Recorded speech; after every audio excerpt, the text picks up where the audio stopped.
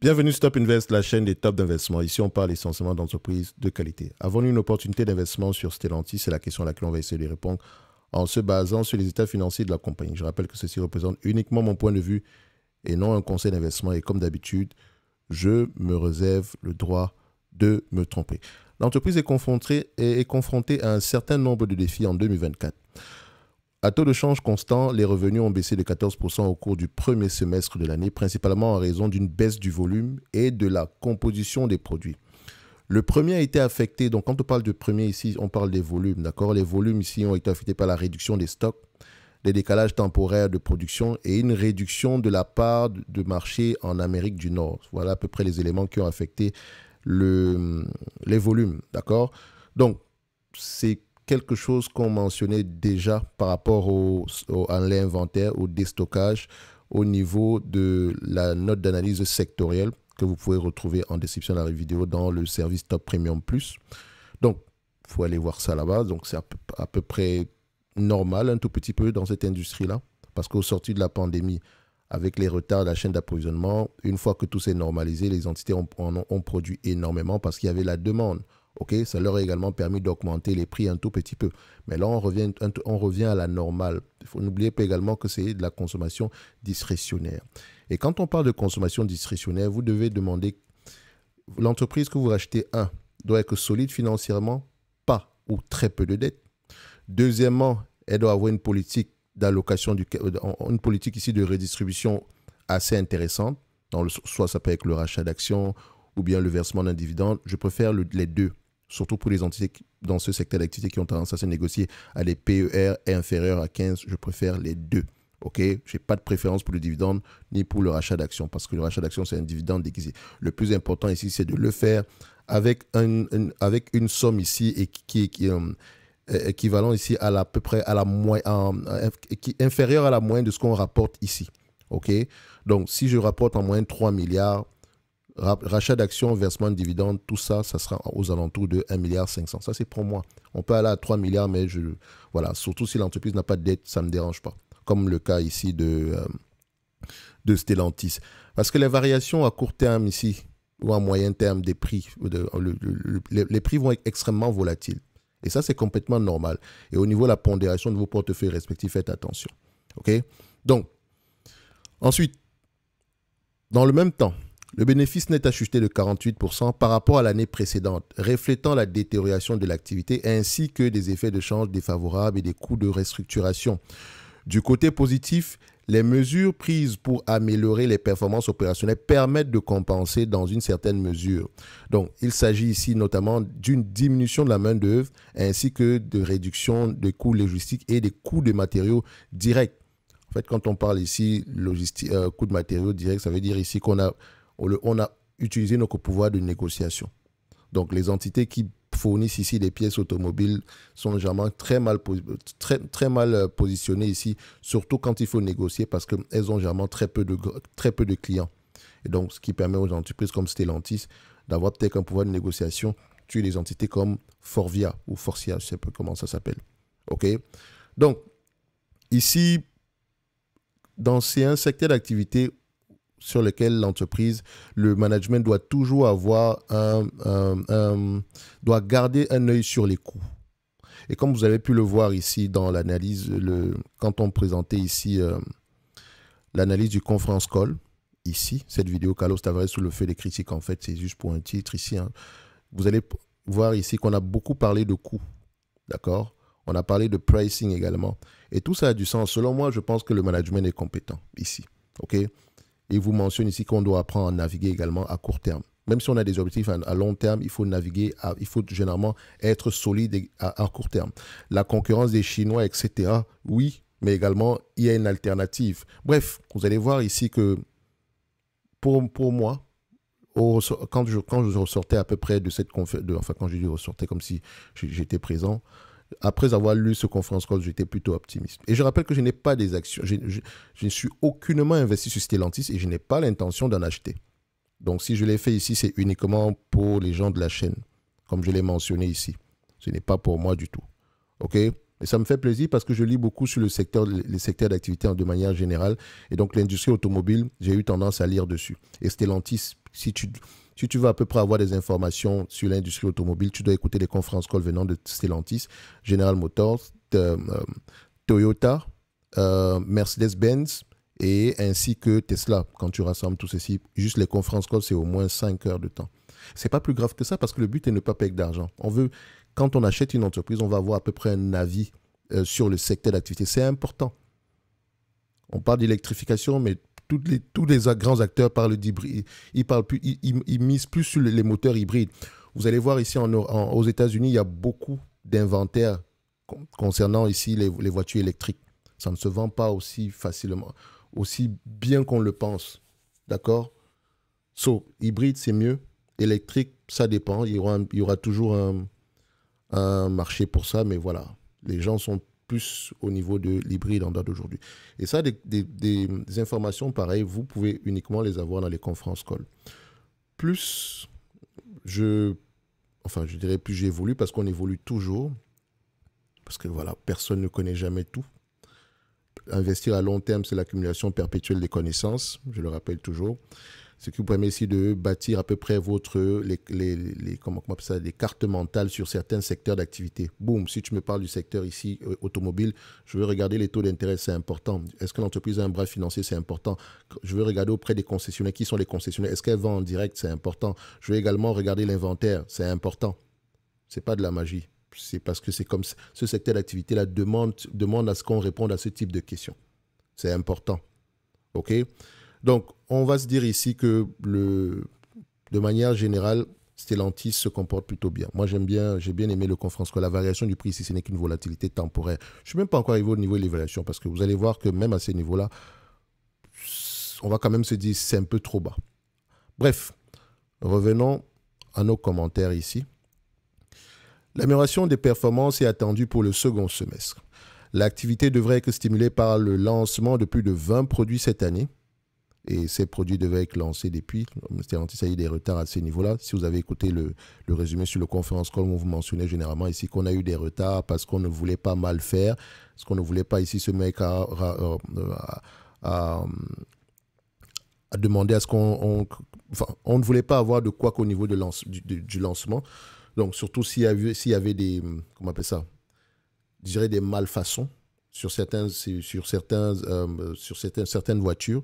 Donc, il vaut mieux les corriger présentement parce que le coût de rappel est extrêmement élevé. Et il me semble que Stellantis a des problèmes au niveau de rappel ici concernant ici les... Ce n'est pas un problème lié à Stellantis, mais c'est surtout lié aux fabricants ici de airbag, Takeda. Et Takeda a ces problèmes depuis très, très longtemps. Je me rappelle déjà, ça fait au moins 5-6 ans, je sais que Takeda avait déjà été condamné par rapport à ça. Donc, c'est pas nouveau. C'est vraiment pas nouveau. Enfin, maintenant, est-ce que ce sont les vieilles voitures, les voitures commandées à peu près vers la même période, avec le même style d'airbag? Parce que je ne sais pas si ça s'est amélioré maintenant. Donc, la responsabilité est de qui? Je pense que la responsabilité vient d'abord de Takeda. Et maintenant, Stellantis va en partager également, mais dans une moindre mesure. Bref, tant qu'il n'y a pas mort d'homme, c'est correct, mais le coût de rappel est assez élevé. Il s'agit notamment d'un Ram 1500 rafraîchi avec un moteur biturbo, de la Peugeot 3008 électrique et de la Maserati Grecale Folgo entièrement électrique. En plus, ce n'est pas tout, il y en a énormément. En plus, l'entreprise a obtenu toutes les autorisations nécessaires pour lancer sa co-entreprise avec Leapmotor qui vendra les voitures électriques de cette dernière fabriquées à Shanghai en Chine. Ce qui veut dire quoi? On a parlé ici de l'invasion ici des voitures chinoises qui sont 30% moins chères aux sorties de l'usine, n'est-ce pas? En fait, Stellantis s'est déjà arrangé avec un constructeur chinois qui va vendre à l'extérieur de la Chine, notamment en Europe ici. Et si les voitures chinoises sont moins chères que les voitures européennes, Stellantis aura quand même sa part du gâteau. Vous voyez, on anticipe les choses. Et maintenant, en Chine, le marché étant en plein développement, on a également un pied en Chine, et ce qui est également une bonne chose. Les premières livraisons de Leapmotor, les livraisons devraient débuter au 3e trimestre en Europe, puis en Amérique du Sud, au Moyen-Orient et en Afrique, en Inde et dans la région Asie-Pacifique. Par ailleurs, la dynamique devrait se poursuivre l'année prochaine avec des bénéfices qui regagneront encore du terrain. Donc, c'est une petite note d'analyse, ok? Ça résume à peu près tout ce que moi j'ai compris ici. On ne sait rien de compliqué. Ce n'est pas la peine de rajouter le pricing, etc. parce qu'ils en parlent à toutes les conférences call, si vous regardez bien. Donc, Les deux sont complémentaires. Hein. Vous prenez le conference call, vous regardez les états financiers, d'accord, et vous checkez à peu près, vous pouvez à peu près, voilà, c'est à peu près le résumé que j'en fais ici. OK? Donc, si on revient maintenant au niveau de l'évaluation, parce que je sais que ce n'est que ça qui vous intéresse. C'est pour ça que vous posez toujours la même question. Est-ce que c'est sous-évalué? Est-ce que je dois vendre? Non, il faut comprendre ce que l'entreprise fait. Il faut comprendre vos dossiers. Même si j'ai du Stellantis à 30 $, ça ne me dérange pas. 30 €, ça ne me dérange pas de garder mes Stellantis en date d'aujourd'hui. STLA, donnez-moi juste un instant. Parce que je vais vous montrer une seule chose. De toute façon, tout est généralement une question ici de gestion du risque. Hein. Stellantis. Stellantis. Bon, on va prendre l'entité ici italienne. Il y a l'entité française. Bon, je vais prendre l'entité. Elle vend en quoi? En dollars américains ou bien en euros? Elle vend en euros, donc je prends l'entité française. OK. Donc, vous constatez une chose. Dans le conference call, ici, il vous a mentionné que le secteur d'activité a toujours des marges très peu élevées. C'était une question. Et Carlos Tavares a dit que les marges ont augmenté dans le temps. Si on regarde bien, on était à du 3% avant, 6% maintenant. Maintenant, il y a des entreprises qui flirtent avec des marges de 8 à 9%. Stellantis flirte avec du 8 à 9%. Et donc, je vais faire une chose. Les analystes s'attendent à des revenus de combien? Et je rappelle que faire des prévisions sur une compagnie cyclique, c'est un peu prétentieux. D'accord? Ça veut juste dire qu'on est optimiste ou pessimiste. C'est tout ce que ça veut dire, les attentes des analystes surtout. Qu'importe l'entreprise d'ailleurs. Maintenant, à vous de voir pourquoi l'optimisme en question est dû à quoi, le pessimisme en question est dû à quoi. Rappelez-vous, en décembre 2023, on s'attendait à 297 milliards en N plus 3, donc à savoir comment on appelle ça, en 2026. Or, aujourd'hui, c'est plutôt 180 milliards. D'accord? Donc, ça diminue. Ça peut même continuer à baisser. C'est pour ça qu'il faut normaliser les résultats. OK? On va se dire une chose. Stellantis a les capacités de rapporter du 180 milliards en moyenne. OK? Maintenant, tout va se jouer au niveau des marges. D'accord? Les marges en question, si je prends 180 milliards, admettons, 3% de marge bénéficiaire, c'est la moyenne ici de Stellantis. C'est même la moyenne avant la fusion. Si vous allez sur Zone Bourse, vous allez voir ici que la moyenne avant la fusion était aux alentours de 3% par là. Je ne sais pas où est-ce que je peux retrouver cette information-là, mais c'est quelque part ici. Marge nette. Donnez-moi juste un instant. Avant la fusion, c'était à peu près ça. D'accord? Allez-y vérifier. Vous allez voir que c'est avant parce que je n'ai pas envie de trop me casser la tête ici. Bon, après, donnez-moi juste un instant. Check ça ici. Les marges nettes ici. Avant la fusion, c'est 3% par là. Et je vais prendre le 3% en question pour ne même pas exagérer. Parce que les marges sont 2 à 3 fois plus élevées en date d'aujourd'hui. Donc, si je prends du Stellantis à 180 milliards, 3% de marge bénéficiaire, ça donne combien? 5 milliards 400. 5 milliards 400. Je décide de racheter du Stellantis en date d'aujourd'hui, au prix actuel.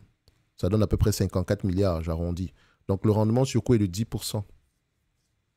Pour une entreprise qui se négocie à 15 fois les bénéfices, qui n'a pas de dette. Si je prends un multiple de 15 ici, ça donne à peu près combien? 4,21 milliards. Presque 2 fois plus élevé que ce qu'on a présentement ici. Et si je divise par le nombre d'actions, 3 milliards 06 divisé ici par 3,06, ça donne au total aux alentours de 26 € l'action. J'ai juste pris des marges de 3%. Hein. La condition est que l'entreprise respecte un revenu moyen de 180 milliards. Ça sera parfois moins que ça, plus que ça. Mais n'oubliez pas également que je ne crois vraiment pas que les marges puissent rester à 3%. Pas du tout. Stellantis fait partie des entreprises les mieux gérées dans le secteur d'activité. Si vous prenez General Motors, toutes les Allemandes, Mercedes, Volkswagen, vous ajoutez également ici Toyota, laissons même Tesla de côté, vous allez voir que les marges bénéficiaires moyennes ici sont aux alentours de 6 à 8%. Et donc, si je fais même 6%, si je mets présentement 6%, Stellantis, le prix, ça sera le double de ce qu'on a présentement. Donc, on aura 20% de rendement ici, et un prix aux alentours de 52 € l'action. Conclusion, Stellantis reste extrêmement sous-évalué. Pourquoi vous vous plaignez? Vous n'êtes pas obligé de me suivre sur Stellantis. Je vous dis, je n'ai pas l'intention d'en acheter. Pas du tout. OK? Mais Stellantis fait partie des entreprises les plus sous-évaluées dans ce secteur d'activité-là. Et maintenant, qu'est-ce qu'elle fait de cette sous-évaluation? C'est bien le dividende, hein, mais ce n'est pas ça qui va driver le prix de l'action. Parce que vous vous rendez compte, d'aucuns ici ne se rendent pas compte que déjà le dividende est assez généreux. Est-ce qu'il est tenable? Oui, il est tenable. La moyenne de ce qu'elle... À 3%, c'est 5 milliards 400 qu'elle rapporte. Or, elle ne rapporte pas du 3% aujourd'hui. Elle pourrait rapporter aux alentours, si on regarde les net income attendus. Je prends les net income parce que c'est un business à capital intensif. OK? Donc, le net income doit être égal ici à free cash flow. Il peut avoir des BFR de temps en temps, mais voilà, grosso modo, c'est ce qu'on aura. En N+3, en bénéfice net, on s'attend à du 14 milliards. 14 milliards. J'ai pris 5 milliards 400. Et à 5 milliards 400, c'est extrêmement sous-évalué. Laissons même le 14 milliards de côté. Sur un revenu de 180 milliards, hein, donc, excusez-moi, c'est 14 milliards 800. Sur un revenu de 180 milliards, ça veut dire qu'on s'attend à peu près à des marges bénéficiaires de combien? 8%. J'ai pris combien? J'ai pris 3%. Pour signifier l'aberration ici de la sous-évaluation. Donc, Stellantis, je vais l'entité européenne côté à Paris. On prend ça. Donc, vous remarquez ici que par rapport aux bénéfices nets de Stellantis, admettons même que je les prends à 10 fois les bénéfices. Prenons juste 10 fois les bénéfices. Elle n'a même pas de dette. Prenons 10 fois les bénéfices. D'accord? Allons même au niveau des... Voilà. À 10 fois les bénéfices en moyenne attendus, Stellantis devrait se négocier aux alentours d'une cinquantaine de dollars. D'euros, excusez-moi. 50 euros. Donc, qu'est-ce que l'entreprise doit faire en période difficile? 1. Ne pas être très endetté. Est-ce que c'est le cas? Oui. Avoir un management laser focus sur les coûts. Est-ce que c'est le cas? Oui. Il vous dit clairement qu'on n'hésite pas. Regardez la première question. Allez écouter j'ai fait le résumé du conference call. Je pense même que cette vidéo ne sert strictement à rien du tout parce que le conference call, enfin, c'est un résumé grosso modo ici, mais vous avez vu qu'il y a des éléments que je n'ai clairement pas relevés ici parce qu'on en parle depuis très longtemps. Quand je dis on en parle dans les conférences calls, au fur et à mesure que le temps passe, c'est toujours le pricing, gestion des coûts, etc. OK? Et de toute façon, j'ai à peu près donné cette information en début de mon propos ici. Stellantis est sous-évalué. Elle a les moyens de payer ce dividende-là. Elle a les moyens de le faire. OK? La raison derrière ici, la contre-performance actuelle, peut être compréhensible. C'est un business cyclique. On ne paye pas des voitures cash, mais avec du crédit. OK? Donc, c'est comme ça qu'il faut regarder les choses. Est-ce que l'entreprise a la capacité de souffrir? Est-ce qu'elle a une bonne politique d'allocation du capital ici? Pour le moment, c'est ce que moi je trouve. Moi, je trouve ces éléments-là positifs. Maintenant, le prochain conference call, il faudra l'écouter. Le conference call ici de Volkswagen, il faut l'écouter. Toyota, il faut l'écouter. Mercedes, il faut l'écouter. General Motors, il faut l'écouter. Comment on appelle encore ça? Tesla, il faut l'écouter. Il faut tous les écouter. Ça vous donne un avis général. Vous avez à peu près une vue générale ici, du point de vue également des concurrents. Parce que si Stellantis vous dit « Oh, voilà pourquoi ça va mal, etc. » et que les concurrents vous disent la même chose, qui ment? Qui ne dit pas la vérité? Donc, peut-être que vous n'avez jamais investi sur un business cyclique, mais c'est à ça que ça ressemble. Et maintenant, Stellantis doit en profiter pour continuer à racheter massivement les actions. Et dans le rapport, on vous a parlé ici du fait qu'il vise ici un retour aux actionnaires de 11%. 11%, c'est dividende plus rachat d'actions. Vous n'êtes pas content quand il y a les soldes, les amis? Ne vous limitez pas aux chiffres. Si vous avez du Stellantis à 30 euros ou bien au plus haut, c'est le moment de commencer à voir s'il ne faut pas en rajouter en supplément. En tout cas, c'est l'avis que j'aurais. Et s'il vous plaît, ne vous limitez pas à mon avis. Faites un tout petit peu ce travail-là. Parce qu'en fait, quand vous investissez, il faut avoir des convictions. Et vous ne pouvez pas vous greffer sur les convictions de quelqu'un d'autre. Il peut vous dire que voilà ce que moi j'ai vu, ça. Mais vous également, vous devez aller rechercher l'information. C'est important. C'est très important. Les rapports financiers, ça peut être intimidant au début, mais c'est comme le vélo. Il faut bien commencer, on va tomber plusieurs fois, mais au deuxième, au troisième, au quatrième, ça sera encore mieux que le premier. Ça sera plus facile que le premier rapport financier. Il y a des questions spécifiques à poser sur chaque secteur d'activité. Donc, les variations de Stellantis, ne m'inquiète pas. Je pense même que c'est... Comme je l'ai mentionné tantôt, j'espère que le management va racheter massivement ses actions ici. OK? Ce n'est que mon avis. En description de la vidéo, vous avez sur la page Podia de Top Invest le Top Premium Plus qui inclut le programme d'accompagnement. D'accord? Donc, si vous voulez apprendre à analyser ce type d'entreprise, c'est l'endroit idéal. Et si vous avez des questions à poser, vous pouvez réserver également un appel sur cette page-là. Vous avez également le pack du débutant, comment lire les rapports financiers, les états financiers, ainsi que voilà, analyser une rate. 3 formations en une, plus la watchlist ici. Est-ce que Stellantis mérite d'avoir une place dans n'importe quelle watchlist? J'aime pas généralement les compagnies automobiles, mais pour Stellantis, je vais faire une exception. Je la mettrai là juste pour continuer à faire le suivi. Ok? Non seulement je la mets ici, ainsi que sur celle qui concerne ici les dividendes. Et j'aurai comme price target sur Stellantis, comme vous l'avez vu ici.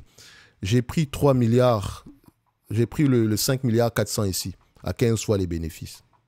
Disons à 15 fois les bénéfices. J'ai été très gentil, d'accord? Parce que je pense que c'est beaucoup plus que ça. D'accord? 2 fois plus que ça même. Et donc, je vais me limiter à 26,50 €. Aujourd'hui, le tangible book value de cette compagnie, en date d'aujourd'hui, vous l'achetez à un prix combien? Son actif tangible net par action aux alentours de 7,34 €. Il fluctue également ici, comme on peut le voir. Donc, il était énormément considéré le cash. Et le cash ici qui a été utilisé également ici pour lancer la production. Donc, ce tangible book value ici peut avoir tendance également à fluctuer dans le sens positif. Dans tous les cas de figure, je ne pense pas qu'on surpaye pour du Stellantis en date d'aujourd'hui. Et ça ne se limite pas juste aux éléments quantitatifs. Je vous encourage vivement à écouter le conference call, lire vos rapports financiers. Et s'il vous plaît, essayez un peu d'être content quand il y a du rouge. Okay? Rouge signifie solde. Ça veut dire accumulation. Tant que le scénario d'investissement du départ est toujours d'actualité. On ne va rien réinventer sur l'automobile. Rappelez-vous, Tesla, oui, va reprendre des parts de marché, machin, mais aujourd'hui, c'est où? On parle de quoi aujourd'hui? La concurrence ne dort pas. Et dans ce secteur d'activité, l'inventaire, la gestion des coûts, c'est important. D'accord? Taux d'intérêt impacte ce business